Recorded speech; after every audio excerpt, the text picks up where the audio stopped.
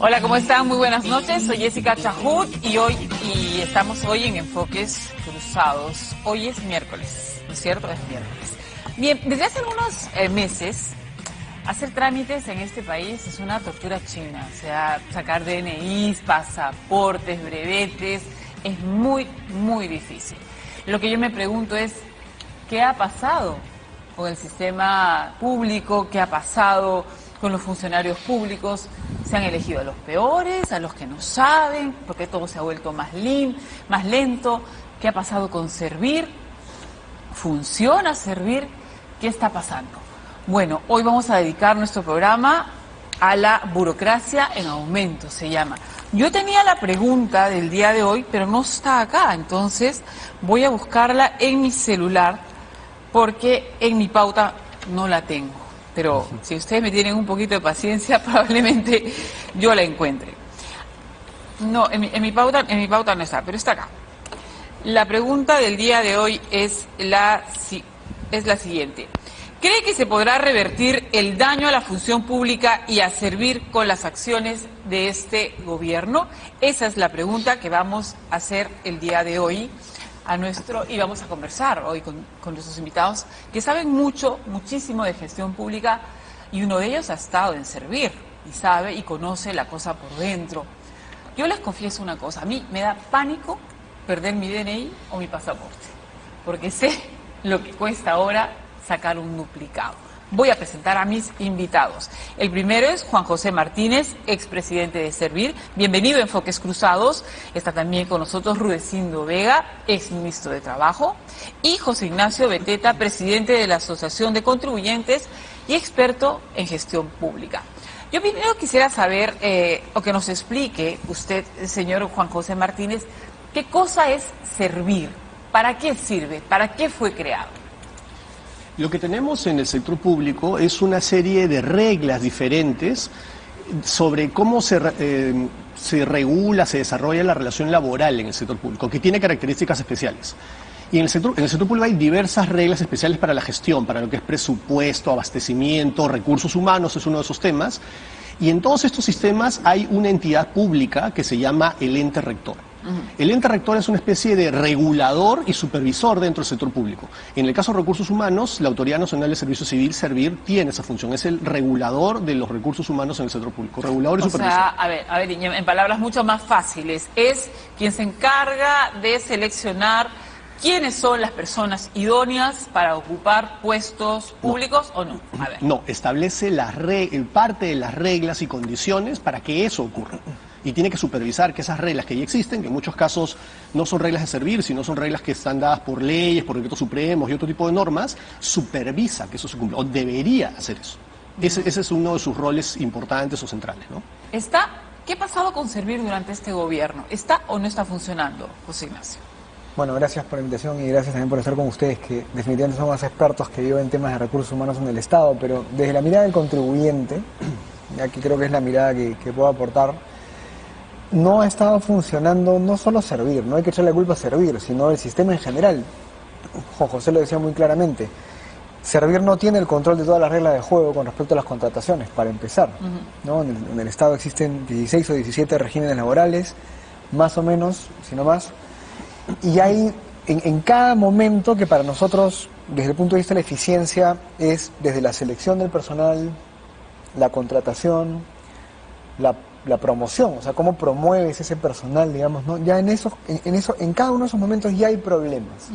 Ya hay problemas por la burocracia. Entonces creo que no, la respuesta es no está funcionando definitivamente, ¿no? Y cada tema hay que atenderlo de la manera adecuada, desde la selección del perfil hasta cómo promueves y cómo ayudas a ese funcionario que siga creciendo en la carrera pública, ¿no? Rudecindo, ¿le parece bien que Servir haya pasado al Ministerio de Trabajo? Antes estaba en la PCM. Bueno, yo primero partiría de lo siguiente, mira, quizás para tratar de entender el rol de Servir, hay que partir de un presupuesto. El empleador más grande en todo el país es el Estado. ¿no? O sea, ese El es el más que da grande. más trabajo. El Estado tiene que gobernar, tiene que administrar y tiene que prestar servicios. Y para eso uno dice, ¿y cuánto personal tiene el Estado para hacer eso en todo el país? Bueno, se estima que es aproximadamente 1,5 millones de personas que trabajan para el Estado en los diferentes regímenes que existen. Así es. Entonces, para regular toda esa normativa, antes existía el Instituto Nacional de la Administración Pública. Ese instituto fue desaparecido luego del 5 de abril del 92. Desaparecieron el Instituto Nacional de Administración Pública y nos quedamos prácticamente sin un organismo que regule a los empleados del sector público. Pasó mucho tiempo, hay una enorme cantidad de normas, la gestión pública en el Perú se ha modernizado a todo nivel y uno de los casos en donde se ha modernizado es el tema del empleo público. El empleo público antes, desde los 90 en adelante, es totalmente diferente a lo que existía en los 80. ¿Antes cómo era, por ejemplo? Bueno, no habían requisitos fundamentalmente existía la carrera administrativa que era mediante el decreto legislativo 276. Luego, con Fujimori aparece el decreto legislativo 728 y mediante este lo que se hace es que los trabajadores del Estado podían estar sujetos a la actividad privada. ¿Verdad? O sea, vamos a decir, ese es un cambio sustantivo. Luego viene en el segundo gobierno de Alan viene el contrato de administración de servicios, que es el CAS, y ahí entran otra enorme cantidad. Pero luego hay muchos regímenes especiales. O sea, lo que quiero decirte es que, a ver, la administración pública, que es tan gigantesca, tiene una gran cantidad de gente, una gran cantidad de regímenes, y entonces se dice, pero alguien lo tiene que regular. Entonces, vamos a decir, después de cerca de 20 años, el 2013, se da la ley del servicio civil. Y ahí no es que se crea ahí servir, ahí lo que se hace es se recoge lo que había, lo que fue creado en el segundo gobierno de Alan. Vamos a decir, Juanjo de repente tiene otra visión, pero servir nace de un error, y de un error fatal. Si ustedes recuerdan, Alan García llegó un momento en donde dijo, de hoy en adelante todos los sueldos no pasan de 14.000 soles. Funcionarios, altos, técnicos, especialistas, y entonces vamos a decir... Muy populista eso. Ya. Muy populista. Pero ante el ausentismo de técnicos, cuando comienzan a irse al sector privado, ¿qué es lo que hace el gobierno? Entonces dice, bueno, vamos a crear una capa gerencial. Y esa capa gerencial va a ganar mucho más que un funcionario normal. Y entonces ahí se crea Servir. Entonces, Servir se crea como un curita para una enfermedad gigantesca agravada por una decisión equivocada del gobierno.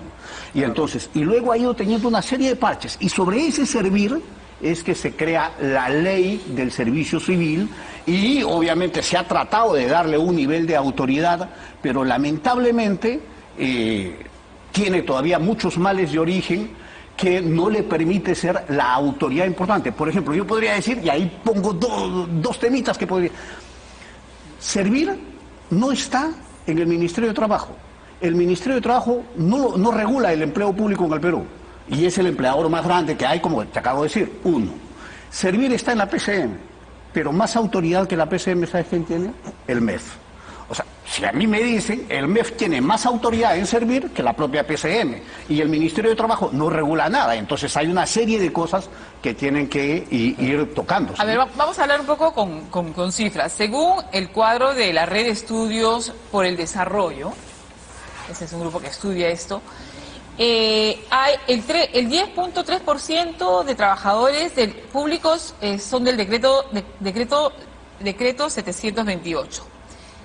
El 14.7% del decreto 276, 21.9% del CAS y 12% de locación de servicios y otros 41%.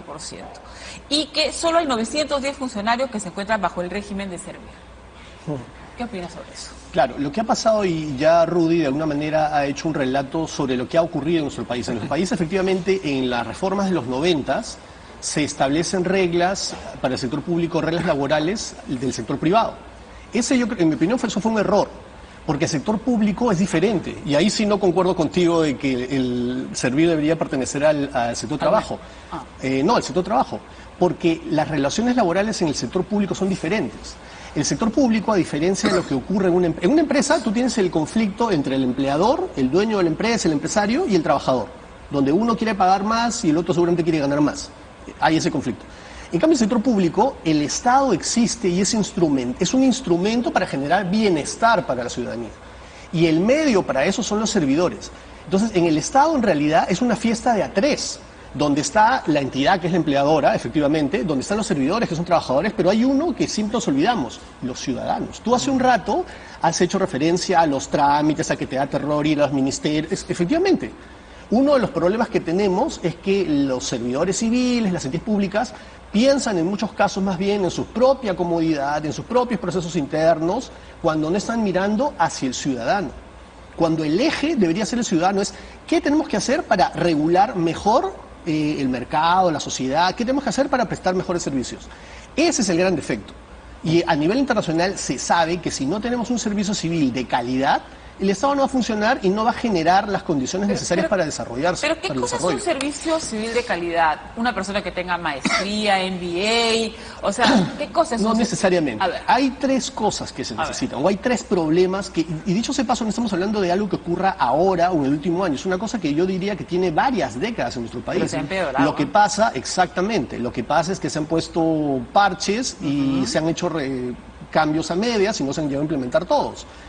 ¿Cuáles son los tres problemas? Un primer problema es que ingresa literalmente cualquier persona a trabajar en el servicio público, cuando debería entrar a trabajar gente calificada. Y ojo, no implica esto... gente del partido, entra gente del partido, gente que financió la campaña, amigos del mismo partido, del mismo sindicato, pero ninguna de esas razones es la razón por la cual una persona debería entrar al sector público. Ese es un primer gran problema. Y a pesar de que hay reglas, si tú miras las reglas de 276, de 728, del CAS, hay reglas transversales, todas dicen que tienen que ver con concursos. Yo puedo contar como anécdota, cuando yo estuve en Servir, abrimos una línea para que la gente se quejara de los concursos CAS. Los medios para que entraran denuncias reventó. ¿Qué tipo de denuncias, por ejemplo, te decían que estaban todas hechas como que mediditas? Lo que te decían era, en la entrevista, por ejemplo, yo iba ganando en la parte de calificación académica y entonces en la entrevista, para que me ganara el otro, el segundo o el tercero, tenía que sacar pues 100 y a mí me tenían que jalar. Y yo, casualidad, pasaba eso. O gente que se quejaba y decían, en el examen de conocimientos que nos tienen que tomar, que es parte del proceso, a alguien le habían dado las preguntas. Cosas de ese tipo. O los requisitos que publicaban en el periódico, ¿no? Otra cosa también que ha pasado es que, efectivamente, los requisitos eran específicos, solo faltaba poner el nombre. Solo faltaba Entonces, poner el nombre. las reglas están. Por eso una de las razones importantes y uno de los roles que debería cumplir Servir es supervisar que esas reglas de acceso se cumplan. Entonces, ese es un primer problema. Ya ha entrado gente que no debería estar adentro. Y ya está, y por muchos medios ha ganado estabilidad laboral, ese es otro problema. El segundo problema es que en el sector público no existen incentivos, ni buenos ni malos. O sea, da lo mismo que cumplas objetivos o que no lo cumplas. Da lo mismo que te portes bien o que te portes mal. Igual vas a seguir, igual te van a pagar tu mismo sueldo y no pasa nada. No se impulsa la meritocracia, digamos. No eso que tiene que ver con la meritocracia.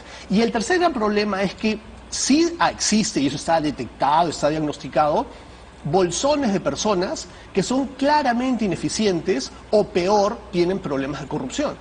Ese es un tercer gran problema que existe en el servicio civil o empleo público, como le queramos llamar. Entonces esos son los tres grandes temas que tenemos que atacar. Para eso la idea fue crear esta entidad y digamos a nivel internacional es una de las cosas que se propone, crear lo que llaman un gran champion, un campeón dentro del sector público que se pelee por estos temas, que esté pendiente de estos temas, que impulse reformas. ¿Cuáles son las características de un buen funcionario público? Yo quiero complementar y avanzo en eso con lo que dijo Juan José, que es, hay una palabra que es muy importante, otra vez con la mirada del contribuyente, que ayuda a entender qué pasa, ¿ya? Cuando una empresa contrata a alguien, lo hace ¿por qué? Una empresa privada, porque la necesita. Construyendo sobre lo que hizo Juan José, si yo tengo ciudadanos que necesitan servicios públicos de calidad, la contratación de un funcionario de primer nivel, segundo, tercer, cuarto nivel, quinto nivel, debería estar sujeto a la necesidad de ese funcionario para dar un servicio. Lo que ha pasado ahora es que el Estado se ha convertido en una máquina de contratación, no por necesidad del ciudadano, sino por otras razones que son distorsionadas, los procesos, la burocracia, porque quieren meter al amigo. Si tuviéramos en cuenta que el dinero es escaso, como ocurre en el sector privado, que uno lo ahorra y dice, oye, yo no puedo gastar más, no puedo contratar más gente porque no tengo plata, porque me quedo sin plato de comida, tendríamos otra mirada de la contratación del sector público. En el sector público lo que pasa es justamente, ganas tu sueldo todo el tiempo, siempre hay un presupuesto que lo sacas de cualquier lado, y el concepto de necesidad se fue al tacho. Entonces, hasta que los ciudadanos no entendamos que de alguna forma el Estado vive de nuestros impuestos y por lo tanto debería cuidar esa plata como si fuera suya, cosa que no ocurre, esto va a seguir dando vueltas ahí. Y el Estado se está llenando de Sí. funcionarios públicos que no necesariamente cumplen Porque los la, requisitos. porque la máquina no tiene límites y porque Así no es. hay un criterio de necesidad Así en la es. contratación. Ahora, respondiendo a tu pregunta rápidamente, Sí. es el ciudadano es el que debería, o sea, uno debería pensar en la contratación de un funcionario de acuerdo a lo que necesita el ciudadano. Vuelves a eso, ¿no? Entonces, en una municipalidad, les pongo un ejemplo, hay gerentes municipales. Y los gerentes municipales, y ustedes no me van a dejar mentir, tienen asesores, ¿sí o no? O sea, en las municipalidades un gerente municipal tiene asesores. Sí, tienen, claro. ¿Cuándo has visto en una empresa que al gerente de finanzas le pongan asesores que hagan su chamba? Eso no existe. El gerente de finanzas tiene que saber ser gerente de finanzas. Tienes una enorme cantidad de funcionarios que no ejercen su función, sino que tienen alrededor gente que hace lo suyo para que ese cargo sea un cargo político. Entonces, yo no sé si la idoneidad de la persona es el núcleo del tema, porque efectivamente puedes entrar ahí personas más capacitadas, menos capacitadas en los perfiles, sino la estructura está hecha para que tú puedas llenar la burocracia sin un criterio de escasez, necesidad, responsabilidad y prudencia, ¿no? Hay una amiga que me contó que cuando ingresó a este gobierno se presentaron 900 currículums para ingresar a trabajar a migraciones. 900 currículums. Eso ha pasado en muchos gobiernos. Pero Sí, Esa mira, es una anécdota repetida, digamos, repetida. Yo partiría de lo mismo, ¿ah? O sea, no es un tema de este gobierno, es de todos los gobiernos, quizás en algunos sea más escandaloso que otros, pero hay que ser sumamente claros. Esto ocurre década tras década, gobierno tras gobierno, nadie se libra a nivel nacional, a nivel regional y a nivel local. O sea, primero. Segundo, yo quisiera recoger algunas cosas que han señalado tanto Juan José como José Ignacio. Lo primero es, yo soy de los que cree que tiene que haber una autoridad fuerte que regule el servicio civil. Y yo siento que esa autoridad fuerte no es el actual servir en la forma como está. Cuando yo tuve la oportunidad de dirigir el Ministerio de Trabajo, justo en la investidura de Salomón Lerner como premier, yo desde el sector trabajo había propuesto crear el Consejo Nacional del Empleo Público, con la finalidad de darle una visión absolutamente diferente, con atribuciones y todo. Yo creo que el actual servir debe de ser repotenciado, pero hay que cambiarlo, hay que fortalecerlo y que se convierta efectivamente en la autoridad nacional. Debe estar en la PCM, yo digo que por función debería estar en la PCM, pero en la PCM hay 35 organismos y programas y en donde nadie lo atiende. O sea, el premier, ¿crees que el premier despacha con el presidente de servir? La con los presidenta gerentes? es ahora, es una mujer. No es, pues, o sea, vamos a decir, está en la fila de atención al mes. Entonces, ¿quién cumple la función? Visto desde los recursos que en jefatura servir, vamos a decir, es el MEF. Y no es que eso esté mal, sincerémoslo, pues, sincerémoslo y que eso sea así. En mi concepto, si yo lo miro desde el enfoque del empleo, del trabajador, desde la perspectiva de los derechos laborales, entonces yo digo, debería estar pues también el Ministerio de Trabajo, también debería de tener competencia, debería tener una voz en eso, ¿no? Entonces quiero dejarlo eso como un tema claro. Segundo aspecto que me parece fundamental que han señalado es, efectivamente, acá hay tres patas sobre la mesa y la parte principal es la que menos cuenta, el ciudadano, ¿verdad? Al ciudadano, en realidad, uno contrata, mete gente al Estado y poca gente está pensando si el servicio se hace bien, si se hace mal, si cumple o no con el perfil. Y lamentablemente, lo que tenemos es servicios, obligaciones con los ciudadanos, que cuando no hay buenos funcionarios, pues el servicio va recontra mal. Como ese doctor, como el doctor Chantada, ¿no? ¿Se acuerda? Que atendía de mala gana, decía, no, ya es la 1 de la tarde, tengo que irme a almorzar. Pero señor, estoy esperando desde las 11. Ya, pero fíjate, ahora tenemos chantadas multiplicados. Así ¿ya? es. Chantadas multiplicados, incluso sin formación. ¿Ya? Entonces, vamos a decir, ¿se ha ido deteriorando o se ha ido deteriorando? Pero yo ahí también quisiera decir una cosa adicional. Yo soy de los que cree que en el sector público hay una cantidad enorme de profesionales que son abono. Y yo muchas veces yo le digo a mis compañeros que están en la actividad privada, lo que yo les digo, oye, si quieres contratar a un buen profesional, jálate a uno del Estado y vas a ver que va a ser mejor que el que tú tengas en el sector privado. Le dice, ¿sabes por qué? Porque el que trabaja, el buen profesional del Estado, es capaz de resolver 50.000 problemas increíbles. En eso estoy de acuerdo, ¿no? Sí. No estoy de acuerdo en lo que has dicho sobre el Ministerio de Trabajo, porque la lógica de las relaciones laborales en el sector público es diferente. Totalmente. En todos los países, en la mayoría de países, entes como Servir están o adscritos a la Presidencia de la República, o cuando existe Presidencia y Consejo de Ministros, la Presidencia y Consejo de Ministros, o el Ministerio de Economía. Pero es muy cierto lo que dice sobre el desempeño, el que es buen servidor público. En realidad, cuando pasa al sector privado, y hay un montón de ejemplos, y tú conocerás un montón de gente, y conocemos un montón de gente que ha estado en el sector público y pasa al sector privado, si en el sector público destacas a pesar del tema político, destacas a pesar de toda la regulación que tienes que cumplir. Tienes que, hasta para comprar un papel, tienes que hacer un requerimiento, cumplir un montón de normas, directivas, normas que además te cambian en diversos momentos. Trabajar en el sector público es un trabajo de alto riesgo, y si te equivocas, tienes responsabilidad civil, penal y administrativa. Entonces, si a pesar de eso destacas, en el sector privado, donde no tienes esas limitaciones, vuelas. Es como si en el sector público te dijeran, ya, corre esta maratón y te ponen una mochila con cadenas y piedras. Cuando pasas al sector público te quitan la mochila. Obviamente, si lograste correr con la mochila, cuando pasas al otro lado, la carrera es diferente.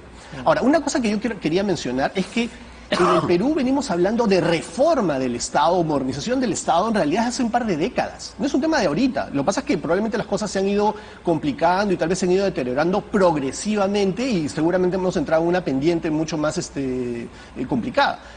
Pero se está hablando de ese tema. El problema, creo yo, que hay en muchas entidades, de los que son entes rectores en general, y aquí va a todos, incluyendo Servir, es que muchos de los que han dirigido estas entidades o encabezan estas entidades están esperando, primero, o creen, a veces no sé si lo creen o lo hacen para tratar de dar a entender que están haciendo algo cuando en realidad no están haciendo nada sustantivo, es cambiar normas.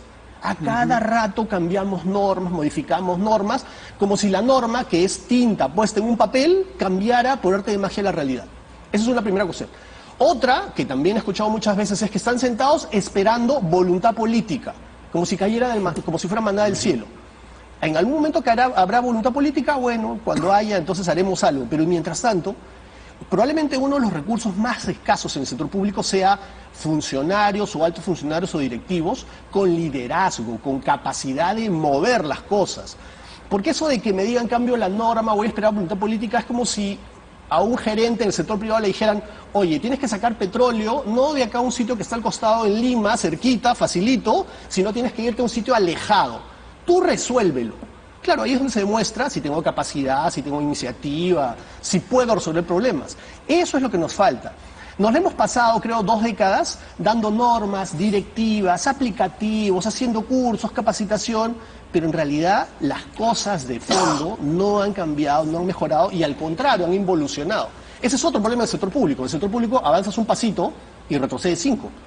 Avanzas empujando un paso y luego viene alguien que te da un empujón hacia atrás y retrocede 5 pasos. Es una carrera sin fin, es un proceso que nunca termina. ¿Cómo podemos evitar la interferencia política a la hora de elegir al funcionario público o a la hora de hacerlo ascender, de que crezca en su carrera? ¿Cómo se puede hacer? Porque esto realmente es fatal. Imagínense cuántos militantes de Perú Libre han entrado al aparato público y la verdad han sido descalificados porque no cumplen las normas que exige la ley. Claro, es que ahí viene lo que hemos estado conversando. ¿Qué hacemos con la interferencia política? Cuando tú puedes utilizar el Estado como si fuera una caja chica, ¿no es cierto? Un botín o un espacio donde tú sacas y metes gente y ya estás fregado, de saque nomás. O sea, no puede ocurrir que un presidente venga, ¿no? y cope no solamente los cargos de alta dirección, que uno podría entenderlo porque hay cargos de confianza. ¿Okay? Y hasta ahí uno podría decir, ok, hay una parte política con la cual te puedes quedar. Pero luego hay funcionarios de mando medio y técnicos que no se pueden tocar. Acá sí hay que ser muy claros, este gobierno yo creo que ha metido la mano hasta el último huequito. O sea, yo me entero de cosas que pasan en Produce, en el Instituto Técnico Pesquero, que antes ya pues era intocable porque era pues, ¿no? como una institución muy técnica. Ahí también han querido meter gente. O si no, en organismos que son hipertécnicos y ves que dame qué presupuesto tengo para meter gente. Y la secretaria, me lo han contado directamente, tiene que decirle al político, perdona, pero Cholito, aquí no vas a hacer esa mañana. Entonces, cuando tienes una discrecionalidad en la contratación, volvemos al tema, ¿no? Tan abierta, generan estos problemas, ¿no? Pero, yendo un poco a la solución, y pensando en un funcionario público, vamos a mirar al funcionario público. Y acá me van a seguir en pero esto. antes de la solución, yo no, Sí.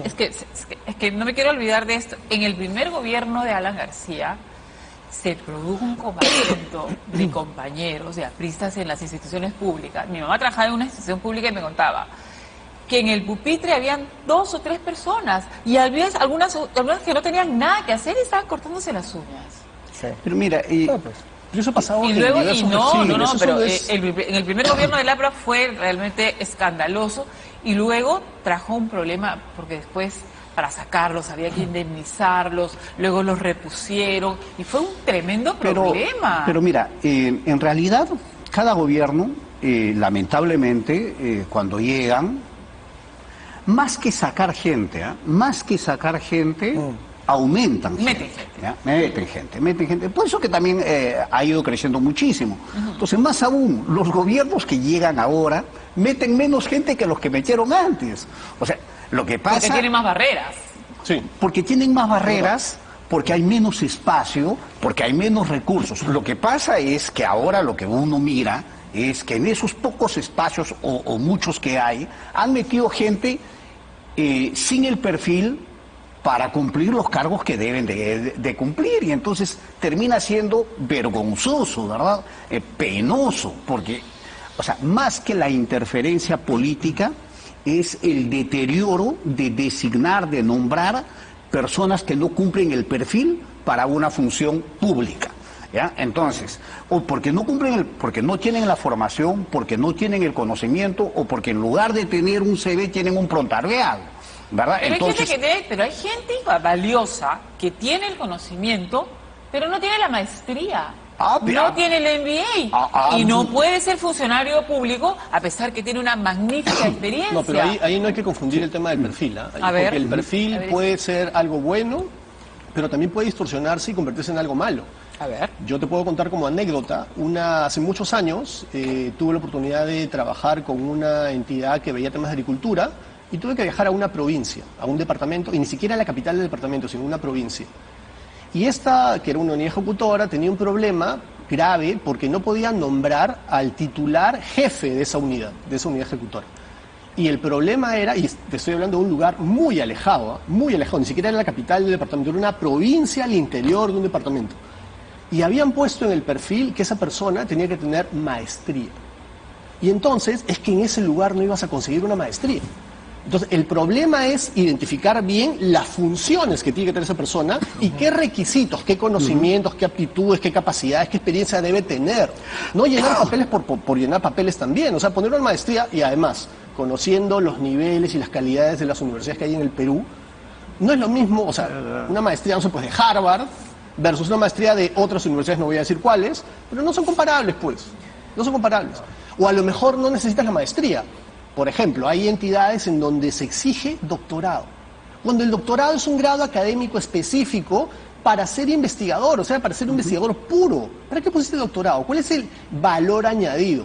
Muchas veces a veces se pone con buena voluntad, porque en esta anécdota que te contaba, lo que las personas decían es que, si ser magíster es mejor que ser bachiller, entonces, bajo el mismo razonamiento, doctorado es mejor que magíster. Entonces, pareciera ser que ahí lo hicieron de buena gente, o de buena intención. Pero también hay casos en donde el perfil es más bien un filtro para que no haya competencia. O sea, Sí, te claro. ponen un requisito muy específico, por ejemplo, que solo Ignacio cumpla. Y nadie más puede entrar porque Ignacio tiene ya asegurado el puesto. Entonces, cuidado con el tema de los perfiles, no es que sea la solución mágica. Sí. Los perfiles tienen que estar bien armados, de acuerdo a lo que se va a hacer, y tiene que haber correlación. Lo que uno tiene que preguntarse es, oye, estos requisitos, estas condiciones, ¿tienen relación con lo que con el trabajo que se va a hacer? Si no tienen correlación, ahí uno debería levantar la ceja y empezar a mirar. Esas, por ejemplo, son cosas que el regulador, el supervisor, que servir, no, lo regula, pero también debería estar supervisando y ver qué está ocurriendo en ese nivel. Ahora, volviendo a la idea del champion, rápidamente, porque tú dijiste esta imagen del campeón en el Estado que se preocupe por el servicio público y que pelee. Yo voy a personalizar este ejemplo con permiso de la persona, pero la Secretaría de Gobierno Digital, ¿ya?, está teniendo un destino parecido al de servir, ¿ya? La Secretaría de Gobierno Digital debería ser la que busque la transformación digital del Estado, la digitalización de los trámites, bla. Y es una oficina en la PCM, ¿no es cierto? O sea, no Está en físicamente. La Secretaría, digamos, ¿no? Y por lo tanto no tiene el poder ni la fuerza que debería tener, está ahí chiquitita. Sin embargo, tienes una persona que es la actual jefa de la Secretaría, que es Mariusca Chocobar, que ahorita creo que debe ser la funcionaria con más tiempo en el Estado, porque lo cual está muy bien, ¿ah? Y se queda ahí y pelea. Ahora, si tú tienes 8 ministros en un año y medio, o 6 ministros en 7, 8 meses, ¿cómo puedes generar, por lo menos, que este debate se dé de una manera prolongada y sostenida en el tiempo, de tal manera que vaya cuajando una idea? Es imposible. Entonces tenemos, además de que van décadas efectivamente de mucho flor y pocas acciones, realmente en los últimos 5 años hemos estado de crisis en crisis y esto no para. Entonces, claro, ahorita la coyuntura, y ahí va una pregunta para quienes ya tienen mucho más experiencia en esto, y Jessica, tú me vas a acompañar en esto. O sea, ¿esto es voluntad política o reforma desde abajo? Porque ciertamente cuando tú tienes un líder que le mete cabeza a esto y dice, ok, esto empieza ahorita y no termina, esa voluntad política sí sirve para cambiar las cosas de manera radical. Sí, fíjate, yo partiría de lo siguiente, ¿no? O sea, si tú tienes un sistema mal organizado, no solamente es voluntad política. Claro. Porque la voluntad política puede venir, puede ponerle muchas ganas, puedes ponerle mucha decisión, pero si el sistema está mal diseñado, entonces, por más que metas fuerza y ganas, o sea, ahí hay que hacer ajustes en diferentes niveles, ¿no? En diferentes niveles. Yo, por ejemplo, he ido señalando algunos, pero hay otro tema y que lo has tocado tú, es en el Estado hay muchísima gente que no tiene título, que se quedó con bachillerato, que se quedó a mitad de carrera, y mucha de esa gente en su función es más trome, es más efectiva, es más capa, como se diría, que uno que tiene hasta doctorado, ¿ah? Y entonces, y lamentablemente, todo el diseño del empleo público en el Perú, si tú quieres crecer, si quieres adelantar, tienes que presentar kilos de papeles de cursos, de diplomados, ¿verdad? La maestría, el doctorado. Entonces, mientras más papel metas, más puntos y obviamente creen que puedes cumplir una mejor función. Entonces, eso tiene que corregirse. La meritocracia también va por la experiencia, ¿no? Entonces, y yo siento que ahí lamentablemente, en todo lo que se ha puesto en blanco y negro, se ha orientado a empapelar, y hoy tenemos gente que puede decir que por la cantidad de papeles es mejor que otra, y en realidad no es así, y eso también perjudica el funcionamiento del propio Estado. ¿Les parece si vamos a una pausa para continuar hablando sobre este tema que es realmente fundamental? Voy a volver a repetir la pregunta. ¿Cree que se podrá revertir el daño a la función pública y a servir con las acciones de este gobierno? ¿Siente que ahora los trámites son más difíciles que antes? Bueno, a mí sí me parece. No sé qué le parece a usted. Vámonos a una pausa y volvemos. Estamos hablando de burocracia y el daño que nos hace como ciudadanos que hayan malos funcionarios públicos. Yo quisiera que ustedes me digan ¿Cómo nos afecta a nosotros, los ciudadanos de a pie, que hayan funcionarios públicos mediocres, que no estén calificados, que estén ahí porque los puso el gobierno, porque los puso el amigo, el viceministro y el ministro? ¿Cómo nos afecta? A ver, Rudecindo. Mira, tener una mala atención del Estado, o sea, hasta para hacer un trámite, tener un mal servicio público, o sea, si yo no tengo buenos funcionarios, no tengo buenos trabajadores, entonces el servicio público que me brindan va a ser malo, el de educación, el de salud. Malas decisiones, malas normas. Claro, o sea, vamos a decir, si yo veo los problemas nacionales, la pobreza va a empeorar, no va a mejorar. El desempleo va a aumentar, el empleo informal se va a incrementar. Es decir, todo lo que tenga que ver con el Estado se deteriora. Y eso va en perjuicio ¿de quién? De nosotros, de los ciudadanos. Y si a eso le añades que existan algunos con las uñas largas, entonces vamos a decir, ya no solamente tienes un mal servicio y una mala atención, sino que además te meten la mano al bolsillo, ¿verdad? ¿Por qué? Porque es la plata pública. Entonces, tener una mala administración, malos trabajadores, malos funcionarios, es el peor servicio que te pueda dar el Estado. Y lamentablemente, nosotros elegimos a las personas equivocadas. Entonces, incluso elegimos nosotros a quienes nos van a gobernar mal. Y eso es un tema también ciudadano, de tomar conciencia, de poder saber a quién se elige, para qué se elige, por qué se elige, y también tener capacidad de fiscalización. O sea, porque nos hemos acostumbrado, vamos cada 3 años, cada 5 años, cada 4 años, votamos y después nos olvidamos. Nos quejamos todo el tiempo y nos olvidamos. Y creo que ahí también, si es que el ciudadano no le respira en la nuca a las autoridades que eligió y a las que ésta nombró, en realidad vamos mal también. Tener malos servidores puede llevar a frustrar normas, leyes o normas en general y políticas públicas que pueden haber estado muy bien diseñadas. A mí siempre me gusta poner el siguiente ejemplo.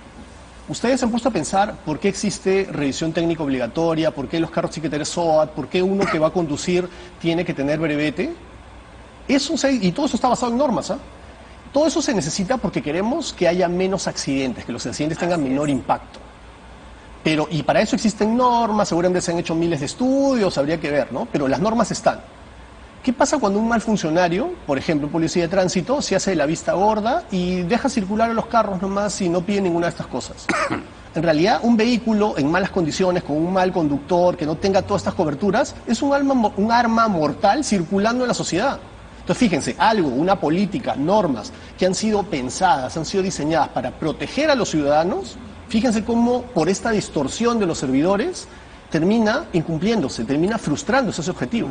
Ahora, lleva eso a la generación de normas, a la prestación de servicios, a la supervisión, fiscalización, a las cientos de cosas que tiene que hacer el sector público.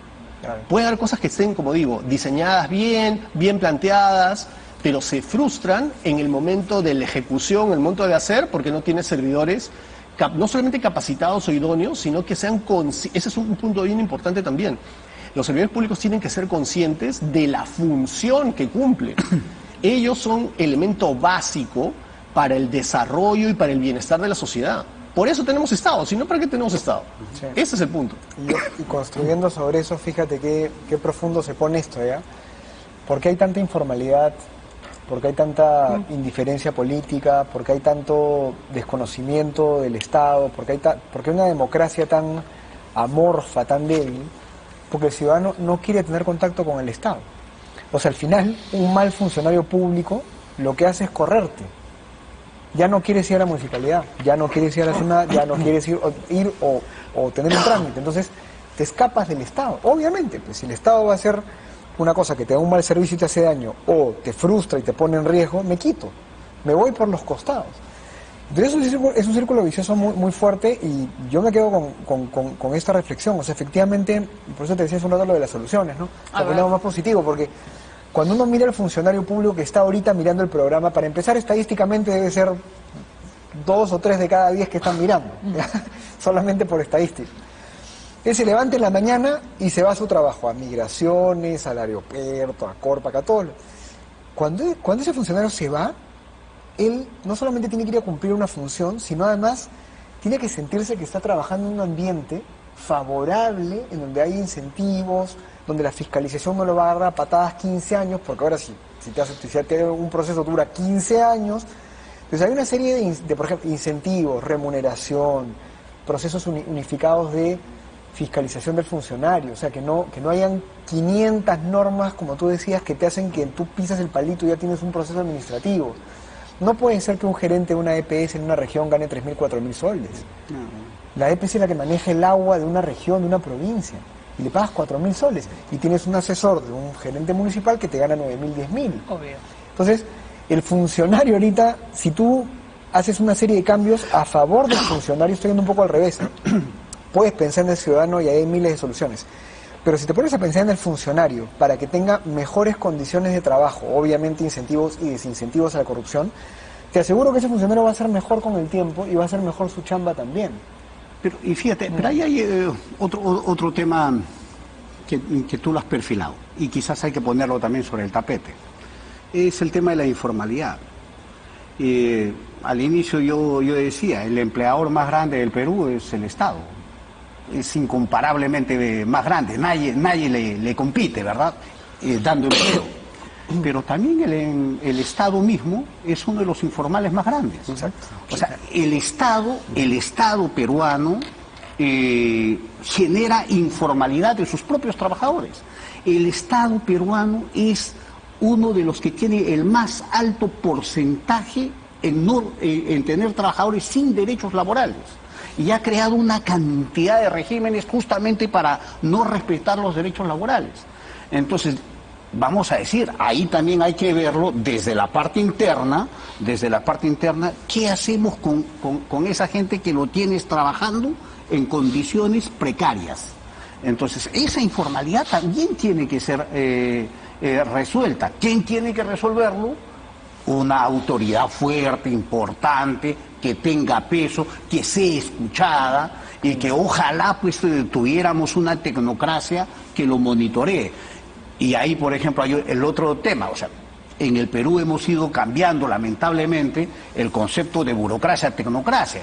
Y en realidad, ya lo de tecnocracia, incluso ahora uno se pregunta, ¿y estos son técnicos? Todas las gracias en el país. Entonces, ya ahora más parece que estamos entre la cacocracia y la cleptocracia, ¿verdad? La cacocracia y la cleptocracia. Y la cleptocracia, vamos a decir, pero todas esas cosas también hay que ponerlo en el tapete, porque si no lo ponemos en el tapete, en realidad podemos hablar de la necesidad de tener una autoridad para el servicio civil de los trabajadores del Estado, pero si todo sigue funcionando en paralelo, todos estos problemas, no vamos a resolver nada. Ahora, el deterioro, hay que también ser claros, no depende solo del Poder Ejecutivo y del Gobierno. Todos los problemas, muchos de los problemas que se originan vienen de normas del Congreso, por ejemplo, o vienen de la actuación del Poder Judicial, que repone a un montón de personas sin seguir o apartándose de manera extraña de lo que el Tribunal Constitucional ha dicho sobre cómo se ingresa al servicio civil, por ejemplo. Entonces, no es solamente cuestión, es un problema en donde hay varios, digamos, actores o varios responsables en este tipo de situaciones. Pero ahí el rol de la Autoridad Nacional del Servicio Civil como ente rector es justamente, él no va a solucionar solo el problema, pero tiene que estar ahí y eso es lo que necesitamos. Una autoridad que tenga líderes a su interior, que tengan capacidad para justamente plantear estos temas, que tengan la fuerza suficiente, el liderazgo suficiente. O sea, y lamentablemente esa es una limitación que tenemos. ¿A usted le parece que no tiene ese liderazgo, no tiene esa fuerza? Tiene una seria limitación en ese punto, ¿no? Claro, servir es una buena idea que nunca fue concluida correctamente. Ese yo creo que es una primera conclusión. O sea, queremos un servir que tenga fuerza para ordenar las cosas, pero no existe. Esa es la verdad. Ahora, complementando también lo que estamos conversando es, a los liberales, por ejemplo, como este servidor, ¿no es cierto?, que somos los que hablamos de la eficiencia y el tamaño del Estado y todas estas cosas, a veces se nos pone esta chapa de ellos quieren reducir el poder del Estado, hacer lo que sea más pequeño. Eso no tiene nada que ver ni con la cantidad de funcionarios ni con el presupuesto. Eso tiene que ver con que los funcionarios hagan su chamba bien por el ciudadano. Así es. Y sean los necesarios para cumplir la función. Te pongo un ejemplo también en esta línea. ¿Cómo mueves a un doctor de un hospital? Imposible moverlo. Entonces tienes una aglomeración de doctores en ciudades, 85% de los oncólogos están en Lima y Cusco y Arequipa, y no tienes especialistas en otras regiones. Ahí no tienes que hacer una gran reforma.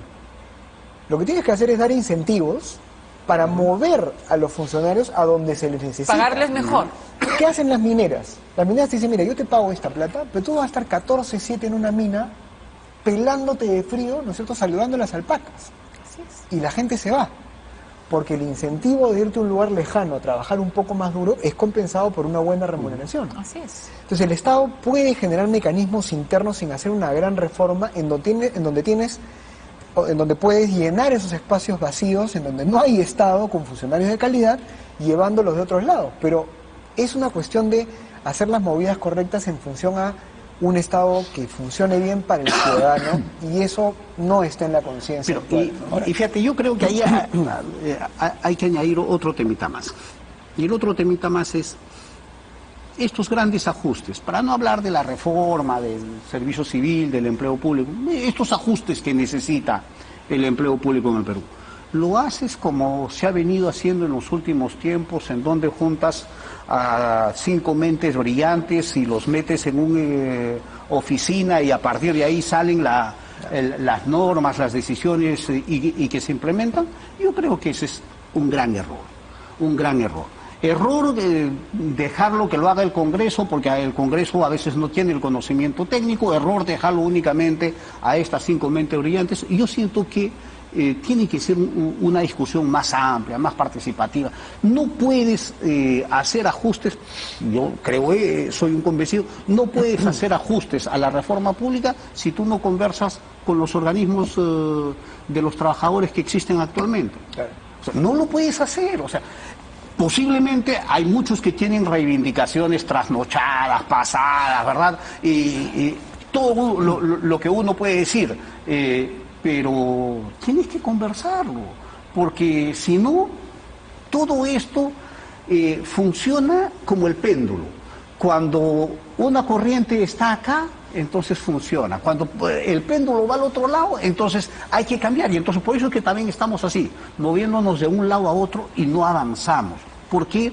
Porque queremos hacerlo la cosa de una manera muy vertical, sin participar, sin conversar, sin dialogar. Mira, tocabas hace un instante, cuando se dio el gran cambio de la SUNAT, costó, fue duro, hubo autoridad, se impuso más aún, luego de 10 años, se metió a aduanas dentro de la SUNAT, y eso funciona o no funciona. Funcionó. Sentimos a la SUNAT perfectamente Ah, sí. todos los días en nuestra vida. Te aseguro Son muy que funciona eficientes. perfectamente. Funcionó. ¿Y eso qué es? Eso es administración pública total. Entonces, si pueden haber instituciones públicas que funcionan así y bien, ¿cómo no puede haber en el resto? Por ejemplo, pongamos Y yo creo ejemplos. que eso puede ser servir. Pongamos ejemplos de instituciones públicas que funcionan bien en el Perú. Hay un montón, A ver. obviamente con los defectos que podrían tener. El Indecopi ha funcionado bien durante muchos años, obviamente el MEF, el BCR, organismos reguladores funcionan muy bien, SUNARP hace una chambaza, o sea, hay entidades públicas, mientras más técnicas son, evidentemente, van a tener más incentivos para hacer bien las cosas. Cuando más politizables son, tienen más incentivos para hacerlas mal, digamos, ¿no? Pero sí, hay un montón de entidades ¿Qué posibilidad, para el contribuyente ¿qué posibilidad funcionan bien. tiene el gobierno de penetrar en esas instituciones que están funcionando bien con sus funcionarios, con sus partidarios? Bueno, eso justamente ¿Quién controla eso? es justamente una de las ventajas y fortalezas que tienen algunas entidades, que tienen personal que es de planta, personal que tiene estabilidad, personal que fue en su momento seleccionado correctamente y que son las más dinámicas, las más que tienen estabilidad, y justamente esa penetración es más complicada. A pesar de que tú puedas cambiar, por ejemplo, al superintendente y lo puedes nombrar por decisión política, porque ese nombramiento es así, hacia abajo va a ser más difícil que haya esa penetración, ¿no? Ahora, hay que tener cuidado porque muchas veces se está hablando de voluntad política, de cambio de normas, como si eso fuera suficiente. Y en realidad son condiciones necesarias, pero no son suficientes. Cuando se hablan de reformas, hay 3 factores que necesitamos. Por supuesto, necesitamos la parte política, necesitamos apoyo político porque seguramente hay que hacer cambios, hay que afectar normas, hay que modificar normas, hay que cambiar algo. Pero también necesitamos capacidad técnica, y el tercer factor que necesitamos es presupuesto, porque ¿cómo haces una reforma si no tienes presupuesto? Son como las 3 patas de una mesa para que la reforma, los cambios funcionen. Y pueden pasar cosas con paradójicas como, por ejemplo, tienes capacidad técnica y tienes presupuesto, pero no tienes la fuerza política y entonces no haces nada, no haces el cambio. O pueden pasar cosas como tienes la decisión política, tienes el presupuesto, pero no tienes capacidad técnica.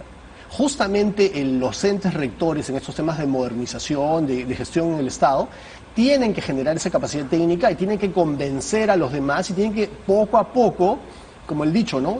De gota a gota se hace hueco en la roca. Entonces, tienen que insistir, empujar en esos temas. Y no como muchos que simplemente dicen, ay, no puedo hacer nada porque no hay voluntad política y me quedo sentado en el puesto más alto en una entidad esperando que eso caiga como maná del cielo. Cuando es parte de su trabajo estar empujando, estar planteando soluciones, ¿cuesta? Por supuesto que cuesta. Seguramente de 100 alternativas, 99 van a rebotar contra la pared política, probablemente pase eso. Pero una que funcione puede hacer muchos cambios. Sí, mira, yo recojo dos anécdotas muy puntuales y que me ha tocado conocer. La primera es Sedapal. Sedapal es una empresa del Estado, trabajadores del régimen privado, pero esta empresa, muy criticada, muy cuestionada, tiene una planta de profesionales, uno más capo que otro, con muchos años de antigüedad, y son los que permiten la sostenibilidad, y muchos de ellos son contratados como expertos para ir a prestar servicio en otras empresas, incluso privadas, fuera del país. Y ahí hay una capa de técnicos, de profesionales, que es muy respetable. Y yo, por ejemplo, creo que así existen en varios otros sitios.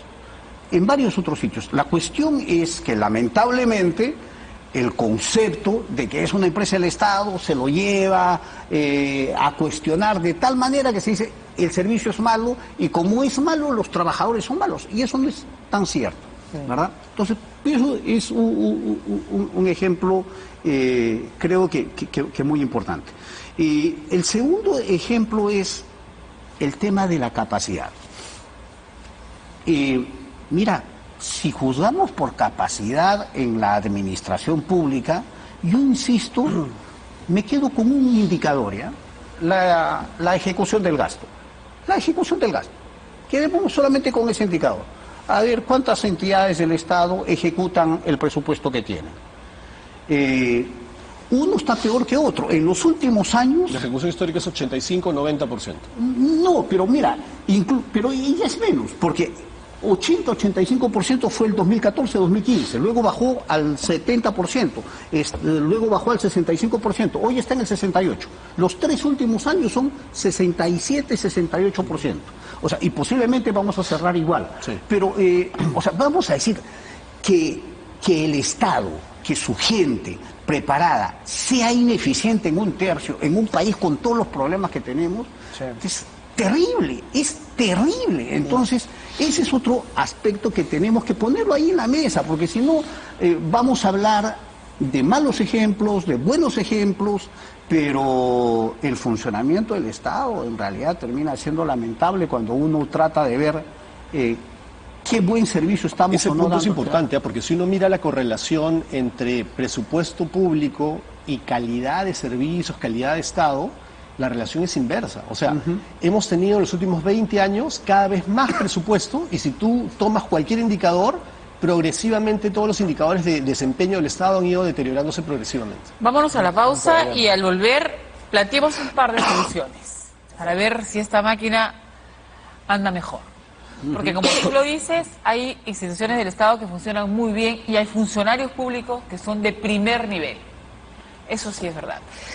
¿Qué dice la gente respecto a nuestra pregunta? ¿Cree que se podrá revertir el daño de la función pública y a servir con las acciones de este gobierno? Sí, 51%, no, 303%.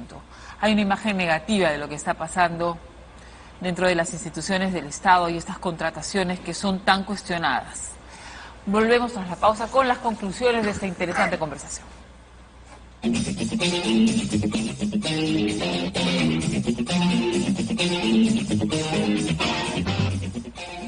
Siempre terminamos Enfoques Cruzados poniendo soluciones sobre la mesa.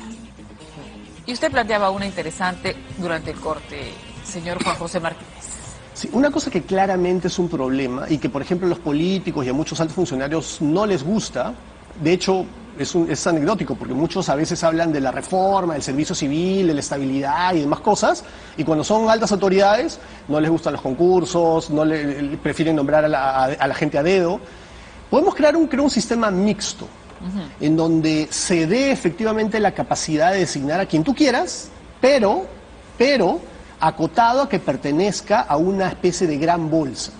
Y ahí, por ejemplo, Servir puede tener una gran labor, generar un gran esquema en donde las personas entren debidamente evaluadas, filtradas, habiendo hecho seguimiento sobre no solamente sus capacidades, experiencias, sino también procesos judiciales, casos de corrupción, para que no se te cuele gente. Y digamos, pues, puede generar un listado, una base de personas donde haya 1000, 2000, y decirle al político, al alto funcionario, escoge el que tú quieras, pero de esa lista. Yo creo que eso es algo que sería relativamente, se puede hacer de manera más o menos rápida. Rudecito.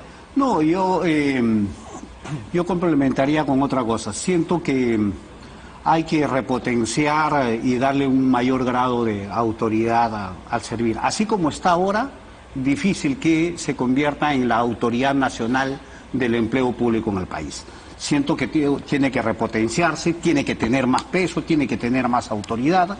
Yo sé que ahí no vamos a coincidir tanto con Juanjo, yo sigo creyendo que está en un mal sitio, siento que hay un peso en el tema laboral. Pero el peso también te lo ganas, no es solamente que te lo dé una norma. O sea, una norma puede decir, ya, vas a ser el rector, pero tienes que ejercer esa rectoría. Pero tampoco que te mande la billetera, ¿verdad? Porque el MEF manda en Servir porque tiene la billetera, y tampoco tiene que ser así, porque si hay trabajadores que no tienen derechos, el Estado también debería defenderlos. Entonces, lo que yo insisto es que no miremos el tema de Servir únicamente desde la billetera, sino también desde los derechos laborales de los trabajadores y de los funcionarios. Porque una cosa que pueda ser compatible eso, y que de lo que no hemos hablado casi, es el tema de la evaluación de los servidores. Porque ahí se puede crear, mucha gente le tiene miedo a la evaluación porque cree que es para sacar gente. Pero la evaluación podría ser perfectamente un sistema, como decía Ignacio, para pagarles mejor, pagarles por resultados, pagarles por objetivos. Entonces, ahí y se activar podría la escuela de gestión que compatibilizar. hay ya en Servir. Yo pensaría en una solución de los que ya están. Mira, seleccionar y hacer que entre gente muy buena ya va a ser complicado. Y sacar a los malos ya va a ser muy complicado. Entonces, tú tienes que jugar tu partido con los que ya están en el Estado. Entonces, ¿cómo haces para que los que ya están en el Estado funcionen bien? Sistema de incentivos y adecuación de salarios según responsabilidades. Yo no puedo manejar un proyecto de carreteras de 15 millones de soles y ganar 7.000 soles, pues. Evidentemente, voy a coimear, ¿entiendes? ¿No? Van a coimear porque van a querer sacar su tajada. Claro. Entonces, ahí hay un tema con las remuneraciones que yo creo que hay una solución que se puede hacer. Pero sabes que desde el punto de vista del contribuyente, la vigilancia ciudadana es muy importante. Y hoy día el ciudadano todavía no tiene los mecanismos, y es un tema totalmente de comunicación, para poder hacer que el funcionario trabaje bien en el momento. O sea, si yo soy tú te vas a buscar tu pasaporte y no te atienden, tú no conoces qué es lo que está haciendo mal. Entonces el funcionario te dice, no señorita, problemas con lo que sea, y tú ya te quedaste callada porque no sabes. Entonces el ciudadano tiene que tener más poder, el ciudadano, para poder en ese momento lograr que el funcionario actúe de una manera correcta frente a un servicio. Yo me quiero comentar el siguiente. Rudecindo tiene las mejores intenciones, pero este gobierno sí, con los derechos laborales nos ha metido tanto cuento, ¿no? Y la verdad es que en los trabajadores del Estado sí hace falta mucho cuidar los derechos laborales, pero este gobierno lo está utilizando de una manera populista. Sí, no está preocupado por los funcionarios. Yo no he defendido nada del... No, yo sé. No, pero entonces... Para que no te utilicen a ti. No. Para que no te usen. Pero mira, en realidad este es un gobierno que curiosamente, hoy si tú lo ves, es más de derecha que cualquiera. Y es mucho más de derecha. Ya no pusieron la musiquita. Que el discurso sea diferente. Vamos a tomar un vino. Bueno, la discusión va a seguir después. La discusión va a seguir después, pero ya Melissa Pesquera nos está esperando y a una dama no se le hace esperar. Vamos con hora 11. Melissa, adelante. Gracias a ustedes tres.